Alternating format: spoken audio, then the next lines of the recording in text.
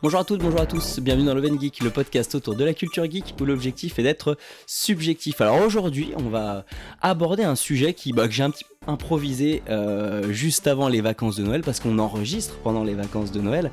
Ça va être échangé sur le phénomène Inoxtag. Pourquoi Inoxtag ? Parce que j'ai la chance d'avoir avec moi quelqu'un qui est adolescent, donc qui est en plein dedans et qui est assez influencé par cette personne.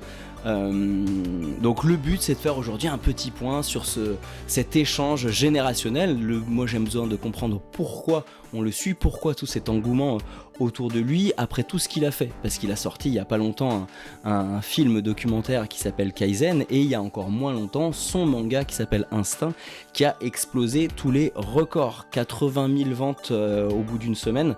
Pour info, c'est qu'avant le record il était détenu par Kaiju 8 et c'était 22 000 tomes écoulés, donc il y a eu une hype autour de ça que j'ai du mal à comprendre, donc je me suis renseigné, j'ai lu, j'ai découvert et on va pouvoir en parler. Mais qui mieux pour en parler que notre invité spécial qui est là aujourd'hui, qui s'appelle Rafou et qui va m'accompagner dans la co-animation de cette émission. Comment ça va, Rafou ? Ça va et toi ? Ça va très bien, je suis très content d'être là, on est dans ta chambre, petit studio improvisé, au calme, dans la bonne humeur. Alors c'est la première fois pour lui qu'il va nous faire un podcast, donc il va je pense se dérider un petit peu au fur et à mesure de la diction. Donc soyez indulgents et je pense qu'on va faire quelque chose de top. En tout cas, tu es le partenaire idéal pour une opposition des générations. Et tu vas, j'espère, m'aider à comprendre l'impact de toute cette hype autour de Inoxtag et à quel point ça peut impacter ta lecture ou la lecture d'autres personnes. Donc en tout cas, on va vite rentrer dans le débat. Inoxtag à travers les générations, c'est parti, jingle.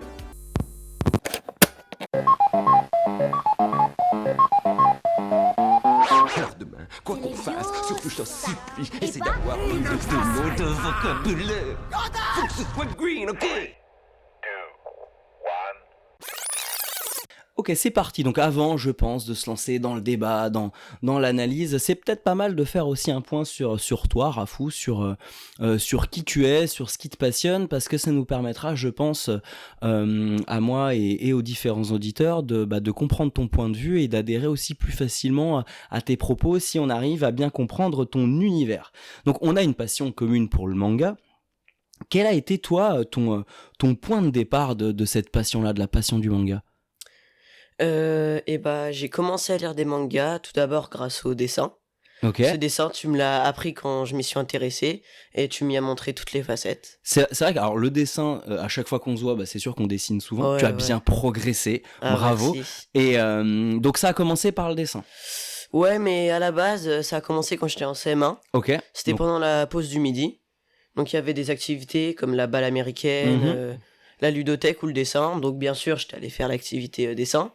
Et pendant cette activité, il y avait un animateur, Théo. Il avait vu que je dessinais déjà bien, que j'avais un bon compte crayon. D'accord. Donc il m'a proposé de faire une page de manga d'un tome de Naruto. Ok. Et que si elle était parfaite, il m'offrait le tome 1 de Naruto. Mais genre, le manga, tu connaissais déjà ou c'était vraiment je connaissais tout pas. nouveau ? C'était tu tout connaissais nouveau. pas. Je connaissais pas les livres, je connaissais que J'aime lire. Ok, donc en fait Naruto tu connaissais même pas du tout. Non, ouais, c'est ça. Donc pourtant c'était assez, c'était un des plus populaires, un des plus connus, donc c'était découverte totale. C'est ça.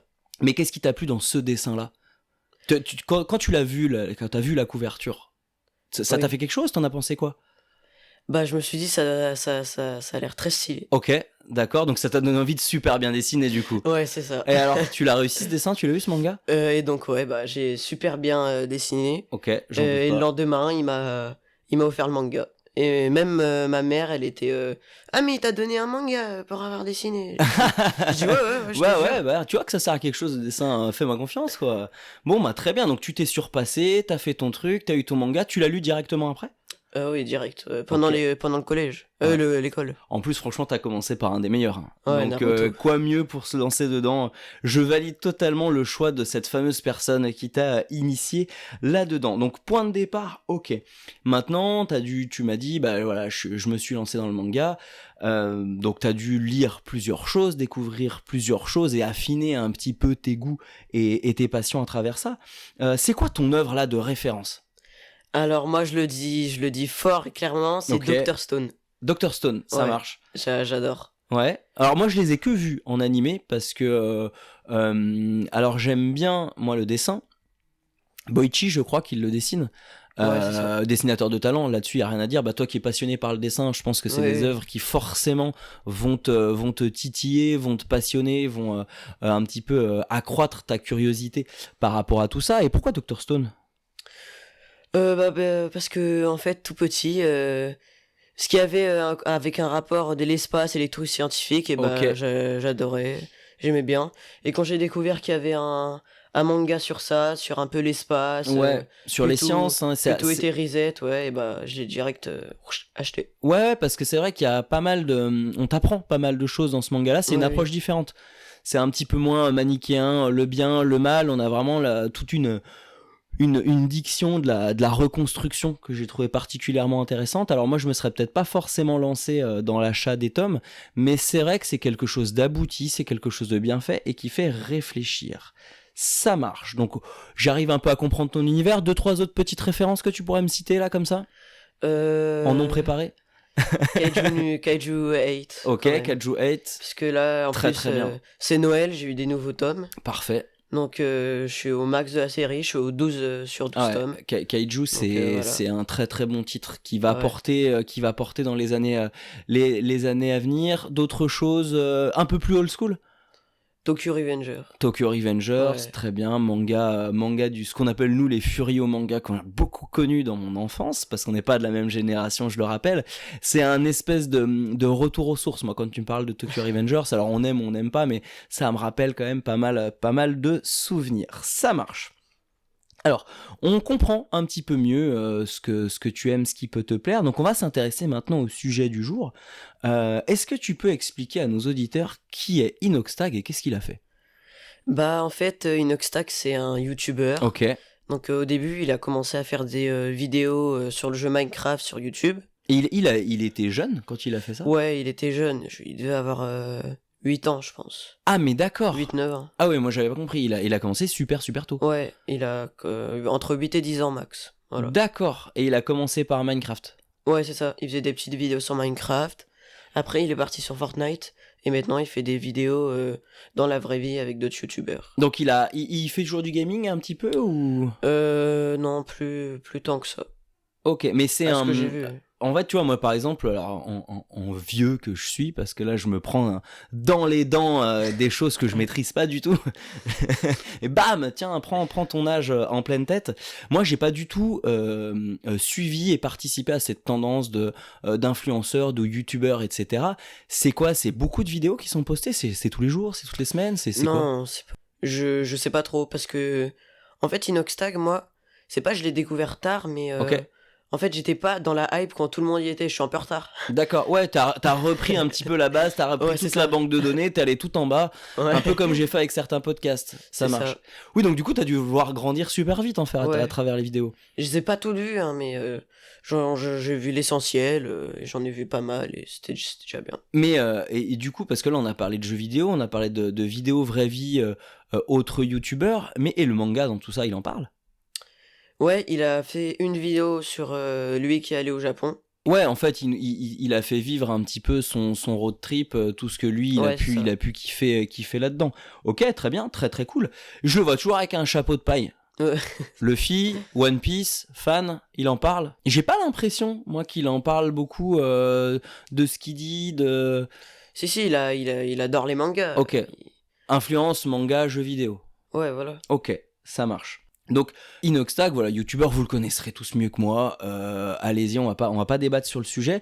Mais on va commencer par un grand point. Cet Inoxtag a sorti il y a pas longtemps un film documentaire sur son ascension de l'Everest qui s'appelle Kaizen, que j'ai regardé hier soir pour te dire à quel point je suis ultra préparé pour ce podcast. Et c'est important parce que si je veux donner mon avis, il faut que je parle de quelque chose que j'ai vu parce que j'avais beaucoup de préjugés. Et je me suis fait, pour le coup, ma propre idée. Alors du coup, Kaizen, c'est quoi? Et c'est un documentaire de son ascension de l'Everest Ok. et de la Madablam.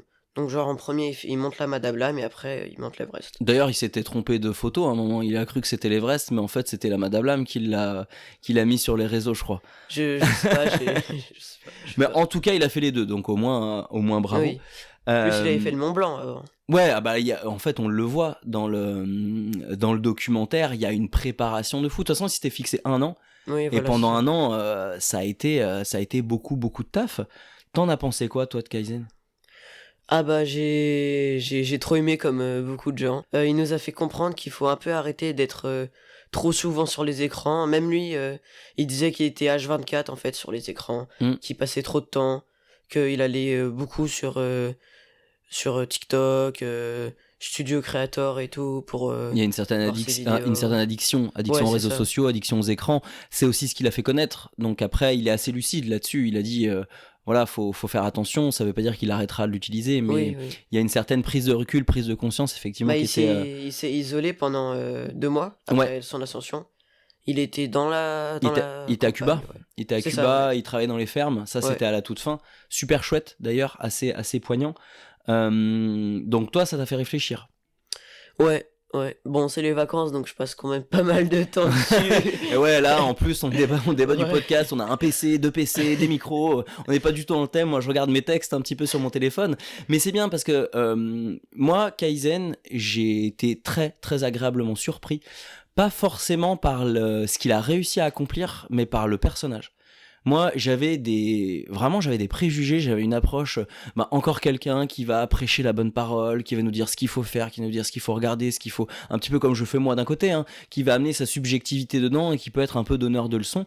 Mais j'ai découvert quelqu'un qui a l'air vraiment sympa, foncièrement gentil. Et moi, il y a quelque chose qui m'a marqué à travers Kaizen, pardon, c'est son sourire. Quelqu'un qui rigole, qui profite, qui vit. Et au-delà de la performance sportive, je trouve que son pari a été réussi, à savoir donner envie aux gens de faire des choses. Ouais. D'ailleurs, il le dit à la fin, mais qu'est-ce que je vais faire après Everest ? Je me pose la question, on va tous me poser la question, mais dit, mais au final, l'idée, c'est pas forcément de faire mieux, de faire C'est ça, encore ouais. plus dur, c'est de faire des choses. Et on sent qu'il y a une prise de conscience. Est-ce que toi, qui avais vu ces vidéos avant, tu as trouvé un Inoxtag différent pendant le film ?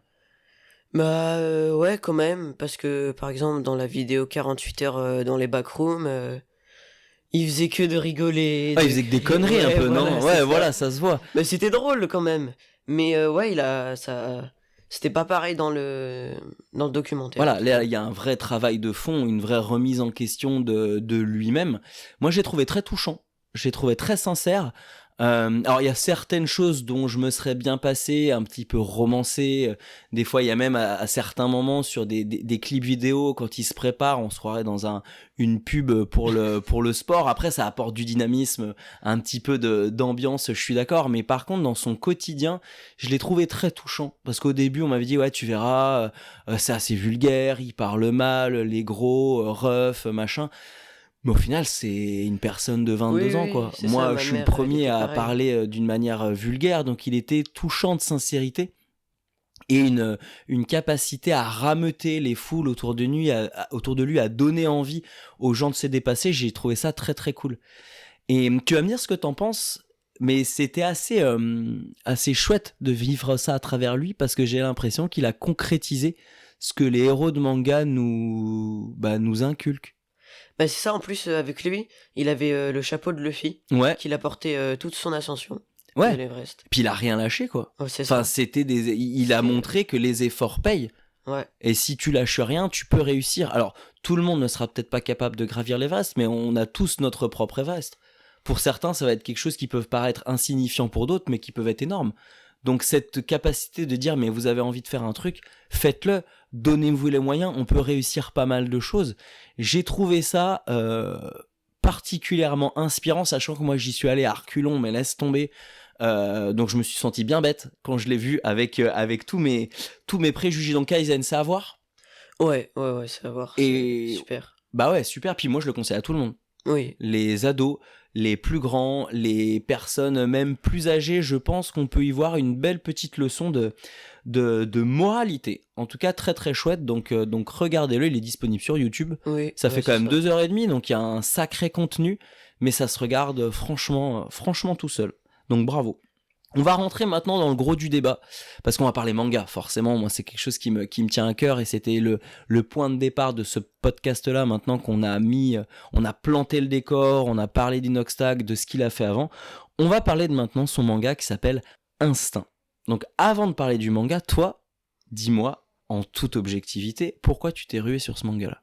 Bah, je me suis rué l'acheter dès le jour où il est sorti en fait parce que c'était Ouais. Inoxtag qui l'avait fait et pour moi c'était forcément genre incroyable. Ouais, je me rappelle, j'ai reçu une photo, regarde, ça sort aujourd'hui, j'étais ok, moi, désolé, mais je m'en fous un peu.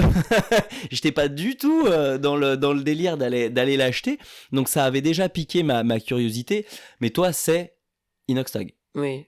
C'est pas la couve, c'est pas ah tiens, il est sorti, c'est Inoxtag, je l'achète. Oui, mais aussi parce que ça quand dans ses vidéos quand il l'avait montré, enfin pas dans ses vidéos quand il l'avait montré mais genre un peu la couverture voilà du Ok. manga. Ouais, il l'avait dévoilé un petit Ouais, peu, c'est ça, d'accord. c'est ça. Et donc ça m'avait l'air incroyable. La couverture, elle était très très très stylée. Et en plus, sur son site là qu'il avait créé, Mhm. j'aurais trop aimé avoir, bon c'était super cher quand même, mais d'avoir le dernier manga avec la couverture édition limitée et tout ça. Ouais, Ça avait l'air trop stylé. ouais, il y a un vrai marché de l'édition collector. Et puis c'est un manga un peu collector maintenant, parce que pour se le procurer, c'est pas si facile. Il y a eu des ruptures de stock, il y a des réimpressions qui sont prévues. Donc vraiment, énorme phénomène, et je pense qu'il Bah c'est pour Comme- ça que je me suis rué l'acheter aussi en même temps. il a tracté toute une population, parce que je crois que c'est 8 millions d'abonnés, il me semble, Ouais. de son côté. Donc il a réussi à hyper tout le monde, alors que le manga, tout le monde en parle. Enfin, je veux dire, c'est incroyable la puissance qu'il a. Moi, j'étais un petit peu sur le cul quand j'ai vu ça, parce que en fait, il a beaucoup plus de poids et de pouvoir pour vendre un manga que toutes les émissions que j'écoute, que ce qu'on peut voir à la télé, que ce qu'on peut entendre à la radio. J'ai trouvé ça, mais incroyable. Enfin, moi, ça m'a choqué. J'avais pas compris. J'étais pas prêt. J'étais pas en connaissance un petit peu de l'engouement, de tout ça. Donc, on est d'accord, c'est pas la couve, c'est rien, c'est Inoxtag. Très bien. Alors maintenant, on va rentrer un petit peu dans le détail de l'œuvre. Tu peux nous faire une petite présentation d'Instinct? Ça parle de quoi? Pitch-nous tout ça. Bah c'est l'histoire d'Aki, il a 19 ans et il peut percevoir les intentions des gens. Ok. Mais il va attraper une maladie mortelle, le noctus. Donc en fait, c'est une tache noire D'accord. qui va débuter sur le corps. Donc lui, ça va débuter dans ses cheveux. Et quand la tache elle va envers tout son corps, donc au bout de 9 mois, et bah, il mourra. Et donc il va découvrir un monde où la monnaie, ça sera l'essence de vie. Ça sera le temps qui reste à vivre. Voilà, c'est ça. Parallèle avec pas mal de petites œuvres. On en parlera après. Donc, à brut, comme ça, t'en as pensé quoi, toi? Bah, l'histoire, elle est bien trouvée, j'aime bien. D'accord. Mais je trouve ça allait un peu vite. On aurait dit que c'était genre un manga qui fait en un tome. Ouais. Donc voilà. Je suis content que tu dises ça. C'est bien, t'as bien réfléchi. Tu t'es pas dit, ouais, c'est trop bien, je l'ai lu, je l'ai acheté, je savais pas ce que c'était trop bien. Et j'ai fini de le lire, c'était trop bien. Je suis content parce que c'est ce que je t'avais dit quand tu m'avais envoyé le texto, regarde, il sort et tout. Je t'ai dit, bah garde ton esprit quand même critique. Ouais, Lis-le c'est ça. avec ta connaissance du manga, lis-le avec ce que t'as déjà vu, et effectivement, ça va vite. Mm. Ça va vite, mais franchement, c'est normal. C'est normal parce que c'est terminé les mangas comme One Piece, c'est terminé les mangas comme Naruto, comme Bleach, où on va prendre le temps Oui, de faire des entraînements, on de avait regarder ce beaucoup, qu'ils ouais. font, de développer très lentement les personnages, parce que maintenant tout va très vite. Tu parlais de Kaiju justement Oui. avant, Kaiju ça va tout aussi vite. Moi je trouve que ça va trop vite, mais c'est le thème d'une manière générale, parce que maintenant les lecteurs, les auditeurs, les téléspectateurs, ils veulent plus attendre pour savoir ce qui se passe. Ouais, C'est société qui va trop vite sur les catalogues. On nous gave tellement d'œuvres que si on n'arrive pas à capter tout de suite par un tome 1, ça marchera pas. Ouais. Donc au final, il a été plutôt bien pensé dans on va dire, sa ligne de rapidité, de progression de l'aventure. Même si ça pourra porter, on le verra après, à mon sens, quelques inconvénients. Donc toi, trop rapide. Les personnages, t'en as pensé quoi ? Je trouve que le dessin, il est quand même bien fait. Ok. Je trouve que c'est stylé. Voilà. Ouais. Le personnage Aki en lui-même, bah c'est un peu genre... Ça t'a fait penser à un autre personnage, par exemple, d'un manga que tu connais ? Ouais, c'est ça que j'essaie de trouver, j'essaie de le comparer un peu. Mais en fait, il devient... Si voilà, dans Dreamland, un manga qui est aussi français, Ok. dans l'histoire, en fait, il est comme lui, vu qu'il a perdu sa mère, le personnage principal. D'accord. On sent qu'il a l'esprit combatif, qui, dans le manga Instinct, il veut sauver tout le monde, Aki. Il veut que tout le monde ait accès à l'essence de vie. Ok, alors moi j'ai pas eu tout à fait cette impression-là. Déjà pour en revenir sur le dessin, moi le dessin pour moi c'est le gros point fort de l'œuvre.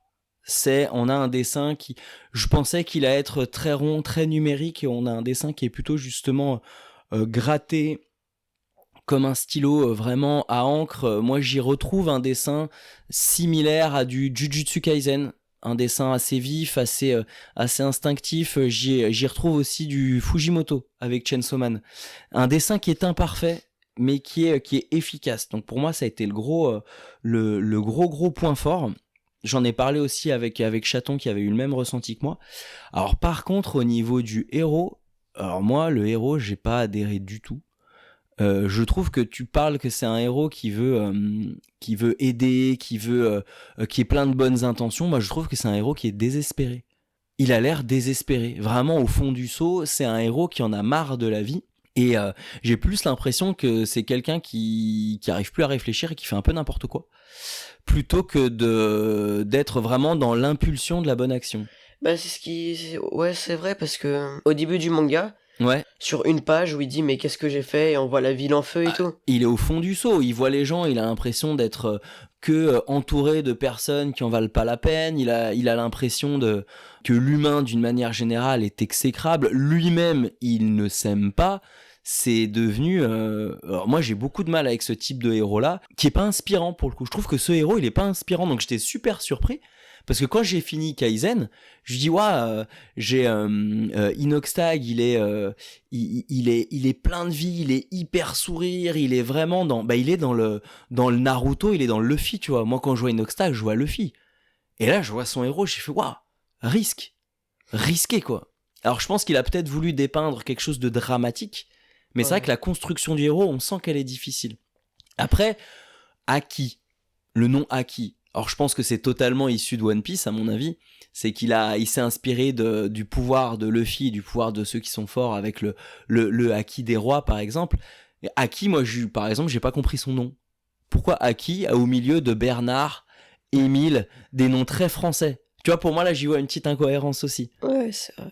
Moi, je sais pas ce que t'en penses, hein, mais désolé de détruire un petit peu ton héros comme ça. Peut-être que tu t'y attendais pas, mais j'étais un petit peu resté sur ma faim, sur ce héros-là.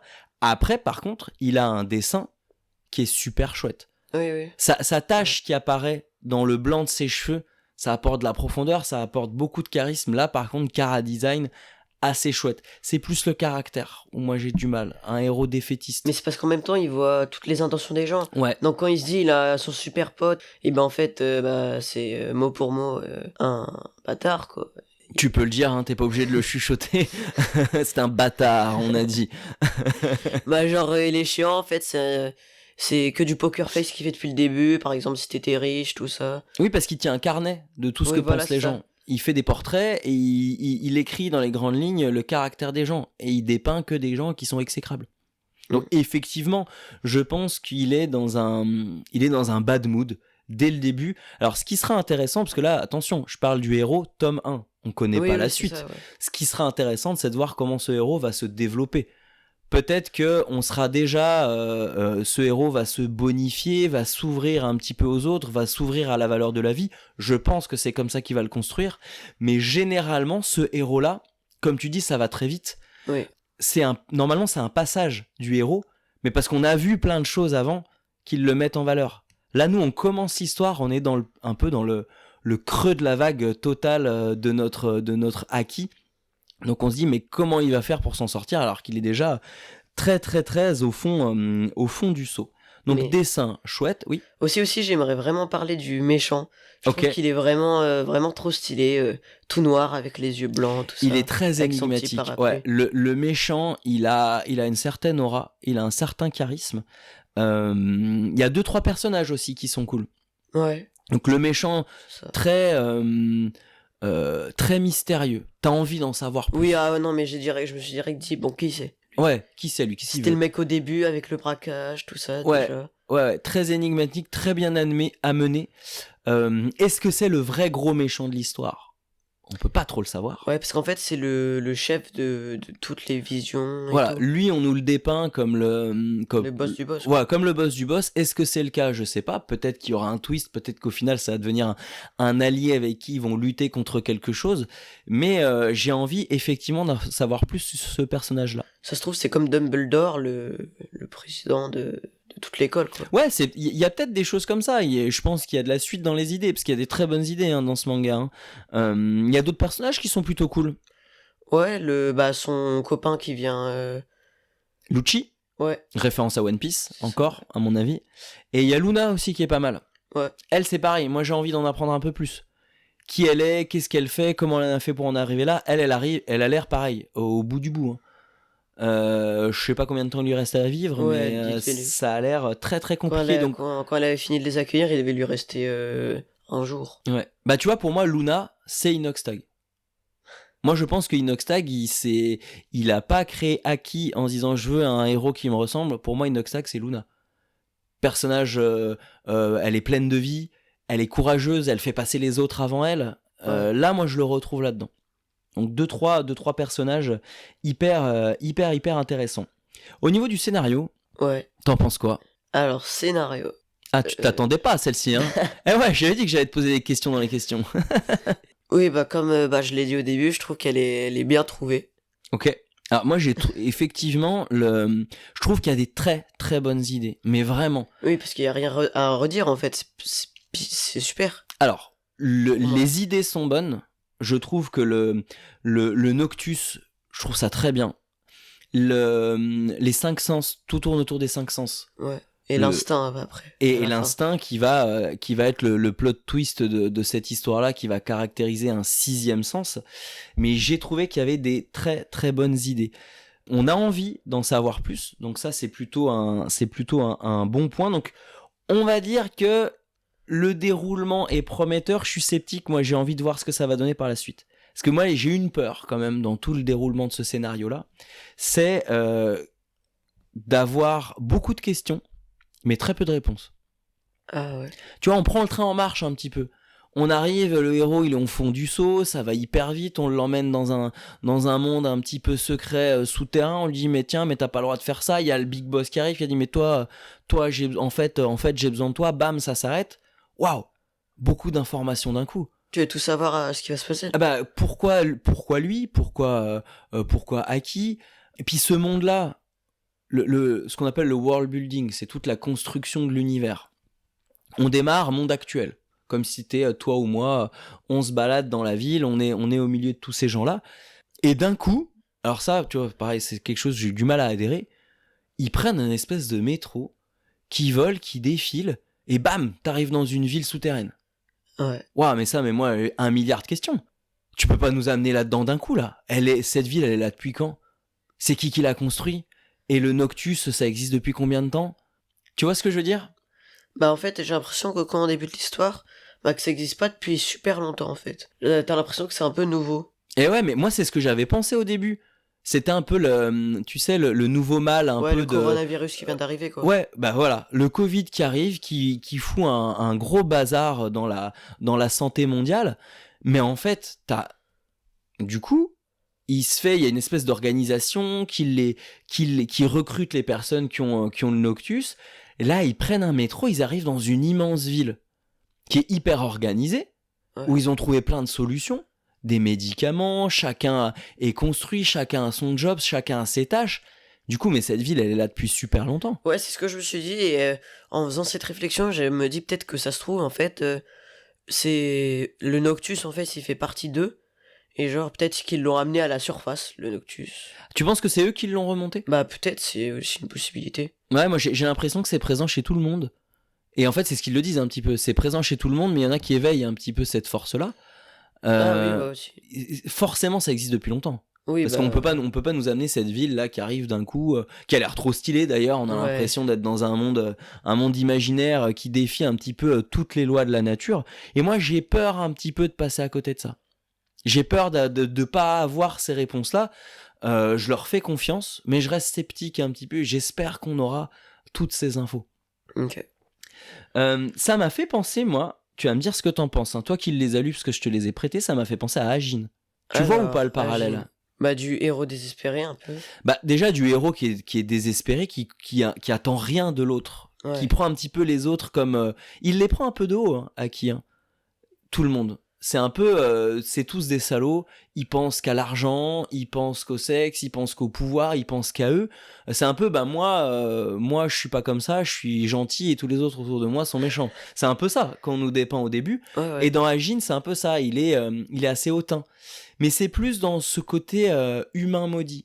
Tu vois, une fois que tu développes ton Agin, t'es pointé du doigt, t'es rejeté de la société, t'es le pestiféré, quoi. Ah non, mais m'approche pas, tu vas me refiler ta maladie, ça me fait peur, etc. Et j'ai vraiment retrouvé cette ambiance de rejet de la société quand j'ai lu Instinct versus Agin.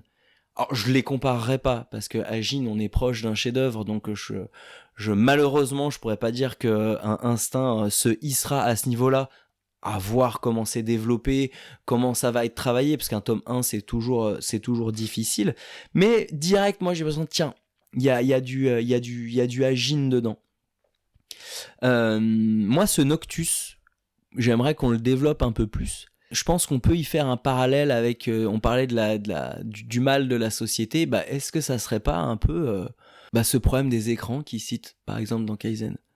Est-ce que le problème, c'est pas le Noctus, c'est pas l'incarnation de tout ce qu'Internet, de tout ce que les réseaux, de tout ce que l'isolement des écrans nous fait vivre? Alors que ça soit l'isolement des écrans qui fait... Non, que ça soit... Ou que ça soit d'être trop sur les écrans. Alors, c'est pas aussi littéral. C'est que moi, je pense que à travers Instinct, il veut justement passer le message de la valeur de la vie qui nous fait passer dans Kaizen. Émancipez-vous, mettez-vous un coup de pied aux fesses, arrêtez de penser qu'à vous, devenez une belle personne et vivez. Et je pense que par l'intermédiaire d'Instinct, il va nous amener vers cette envie de reconquête un petit peu des vraies choses. Ouais, j'y avais pas pensé. Ça a peut-être été un point de départ. Alors, ça se trouve, je vais super loin et c'est plus terre à terre que ça. Mais j'y ai vu un petit peu de tout ça. Mais c'est bien si on voit beaucoup de choses, c'est qu'il y a beaucoup de détails, Toi, le world building, tout l'univers, t'as accroché ou pas? C'est-à-dire les autres personnages. Tu vois, quand on parlait de la ville tout à l'heure, ils arrivent dans la nouvelle ville. Toi, tu t'es dit, ah ouais, trop bien. Ou tu t'es dit, oula, je m'y attendais pas, je suis pas dedans là. Mais en fait, j'étais pas forcément super choqué par qu'il y ait une ville en dessous de la ville. Ok. C'était pas flagrant pour moi. Ouais, tu t'es pas dit, tiens, qu'est-ce qu'il fait? J'ai dit, ah tiens, il y a une ville. Ok. Ouais. Parce que moi, je m'attends, genre, si un gros truc, ça aurait été sur la Lune. Non, ça aurait été vraiment, quoi, super loin, mais ça m'aurait super choqué. Ok. Je comprends tout à fait. Parlons un petit peu maintenant technique, on disait le dessin, il est plutôt bien gratté, il est plutôt bien fait. Moi, il y a un truc où j'ai eu un peu de mal à adhérer, c'est les phases de combat, les phases d'action. J'avais du mal des fois à comprendre ce qui se passait. Quel coup il mettait, le pouvoir, comment il l'utilisait, je trouve que c'était un petit peu brouillon. En fait, moi, dans ce que j'ai compris, c'est qu'il l'utilise genre aléatoirement. Ouais. C'est quand, en fait... il sait pas l'utiliser et ouais, alors ça on le ressent, quand ses émotions elles prennent le dessus et bah ça part. Ok. Sauf que lui j'ai l'impression que son toucher il est pas comme les autres. Parce que lui quand ça part genre beaucoup. Oui. Et quand il avait utilisé à la fin parce que son père il est mort et que ah bah non ce petit spoil. Alors, ouais mais ça on spoil, ça les gens ils ont l'habitude hein, c'est bon. Que quand son père on va dire le méchant il l'a tué. Et que là, ses émotions, elles ont pris le dessus et tout. Il a mis un coup et il était déjà presque enseveli par le Noctus à 90%. Donc alors, je pense que quand il utilise son toucher, il va mettre un coup et c'est tout. Alors ça, effectivement, il y avait beaucoup de mystère derrière, mais ça c'est bien qu'on garde un peu de mystère dans le pouvoir qu'il pourrait avoir. Moi, c'est plus, je parle techniquement parlant, le mangaka, le dessinateur, je trouve que les phases d'action j'ai du mal à percevoir comment ils bougent, comment ils font quand ils se battent, quel mouvement il a fait, comment son pouvoir se dirige, est-ce que c'est des... Je trouve que ça manque un petit peu de clarté dans le dessin. Tu vois ou pas? Par exemple, quand tu lis un combat de Naruto, le coup, tu vois où il part. Tu regardes One Piece, l'impact des coups, tu le vois, tu dis, ah ouais, là, il a mis un coup de pied, il l'a mis comme ça. Le coup de poing, il l'a mis comme ça. Je trouve que là, c'était un petit peu, ça a été difficilement retranscrit. Ça t'a choqué ou pas trop? Non, moi j'ai pas trop eu. Je pense que je devrais le relire. Je vais le relire. Après, c'est bien, parce que moi, j'ai peut-être eu un regard trop critique, parce que, comme je t'ai dit, moi, je l'ai abordé avec des préjugés, je l'ai abordé avec peut-être beaucoup d'exigences, en me disant, bon, on va voir ce qu'ils sont capables de faire, est-ce que c'est pas juste un nom derrière? Donc, je suis peut-être allé chercher quelques petits défauts, mais en tout cas, en étant le plus objectif possible, j'adore le dessin. J'ai hâte de voir les prochains tomes parce qu'il faut se l'approprier quand même les personnages, il va progresser de tome en tome. Il y a plein de super sagas. Tu regardes les 2-3 premiers tomes, tu dis waouh, c'est un peu raté. Et après, tu sens que le dessinateur il s'approprie complètement tout ça. Donc j'ai hâte de voir ce que ça va donner par la suite parce qu'il y a des belles promesses, mais en réalisation, ça manque peut-être un petit peu d'exécution. On l'a dit, manga français, donc on a déjà bien dépeint Instinct. Il y a d'autres mangas français, d'ailleurs tu en lis. Ouais. T'arrives à les comparer, ça te fait penser à ce que tu lis ou c'est complètement différent? Par exemple, Dreamland, l'histoire elle est complètement différente. Ok. Là c'est dans le monde réel, Aki où il Ouais. vit. Et Dreamland c'est dans le titre, c'est dans les rêves. Ok. En fait, il débriefe vite fait quand il se voit en vrai. Donc là, Les combats, c'est dans les rêves. Ouais. Ok, donc monde réel versus là, on est sur un monde un peu avec Instinct, un monde un petit peu dystopique, avec quand même de la magie, avec quand même des choses qui n'existent pas. Moi, ce que j'ai trouvé assez ouf dans Instinct, c'est que par rapport aux autres mangas français que j'ai pu feuilleter, les japonais, non? Ah ouais. C'est ça. Ouais. Ah franchement, t'as un vrai manga entre les mains. Oui. T'as pas cette inspiration franco-belge BD qu'on peut retrouver. Moi, je trouve que dans Dreamland, des fois, les personnages, on retrouve du franco-belge, on retrouve un peu de BD. Dans d'autres œuvres, même dans Radiant, par exemple, je trouve qu'on a cette touche française, ça se ressent. Là, tu me caches la couverture d'Instinct, tu me le mets dans les mains. Si j'ai pas d'indice de nom, tu sais, de prénom, ou d'indice qui sait que on sait nous français que c'est un français qui l'écrit, j'étais sur le cul quoi. C'est vrai qu'on dirait vraiment. Ah ouais, il y a un effort de fait dans l'envie de japoniser l'œuvre. Je trouve que franchement c'était particulièrement bluffant. Donc d'une manière générale, fais-moi un petit récap un petit peu de ce que t'as pensé. C'est super, c'est incroyable. C'est incroyable, c'est génial. Ok, je te prends, je valide tout ça. De toute façon, on a déjà bien parlé.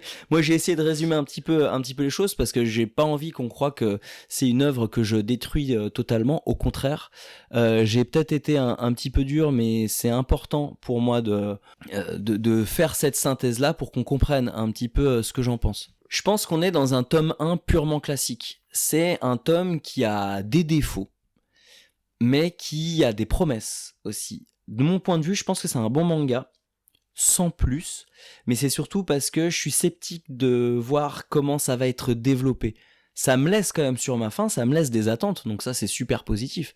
Qu'est-ce qui va se passer, comment les personnages vont se développer, mais ça me laisse aussi des craintes. Est-ce que je vais avoir la réponse à mes questions? Est-ce que tout le world building qu'il est en train de créer, ils vont pas s'y perdre dedans, ils vont pas se faire dépasser par les événements? Donc on va dire qu'on est sur un tome 1 mitigé, quelques petites erreurs techniques malgré un bon dessin, des très très bonnes idées avec le Noctus, avec l'utilisation des différents sens. Donc on a un tome 1 en plus qui se sauve, je trouve, sur les dernières pages.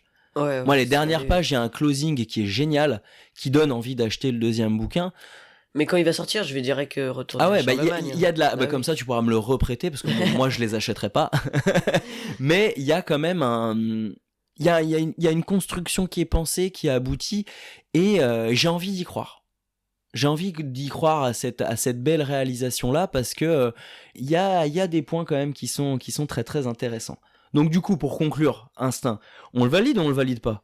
Ah, on le valide, moi, je dis. Allez, bah on le valide, on va essayer de suivre, on va suivre ton instinct à toi, Ouais. justement Rafou. C'était super de faire cette émission avec toi, j'espère que c'était t'as bien. kiffé. Ouais, j'ai trop kiffé. On en refera, Ouais, on refera l'analyse du tome 2. Allez. Eh bah allez, ça sera avec plaisir, comme ça on pourra voir ou non si mes craintes étaient fondées, si nos attentes étaient à la hauteur de ce qu'il sera capable de nous fournir. En tout cas, il y a du potentiel, c'est quelque chose qui a été bien pensé et on a hâte de savoir la suite. On vous fait plein de gros bisous. On conclut comme ça, c'est cash, mais en tout cas, passez des belles fêtes de fin d'année. De toute façon, quand vous allez les écouter, ça sera plus les fêtes de fin d'année, donc ça sert même à rien de dire ça. En tout cas, on vous fait plein de gros bisous les geekos et on vous dit à très bientôt. Bye bye. Salut.